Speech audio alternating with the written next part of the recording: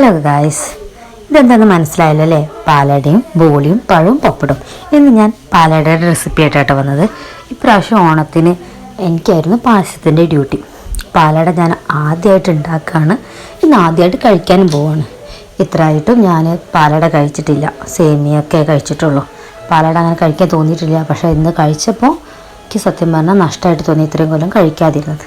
അങ്ങനെ ഞാൻ പാലൊഴിച്ചു. പാലിൻ്റെ കൂടെ തന്നെ കുറച്ച് വെള്ളം ഒഴിച്ചിട്ടുണ്ട് കേട്ടോ. ഏകദേശം അതേ ക്വാണ്ടിറ്റി എന്ന് പറയാൻ പറ്റില്ല, എന്നാലും കുറച്ച് വെള്ളം കൂടി ഒഴിച്ചിട്ടുണ്ട്. അങ്ങനെ അത് ഇളക്കി തിളച്ച് വന്നപ്പോൾ ഞാൻ പാലടയുടെ മിക്സാണ് ഇന്ന് വാങ്ങിയത്.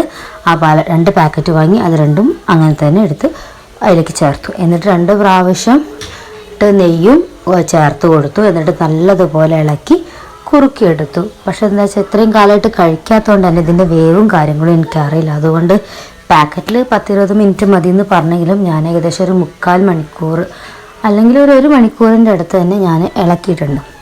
അങ്ങനെ ഇളക്കി കുറുക്കിയെടുത്തു. എന്നിട്ട് അതിൽ പഞ്ചസാര കാരമലൈസ് ചെയ്ത് കുറച്ച് ഒഴിക്കുകയും ചെയ്തു.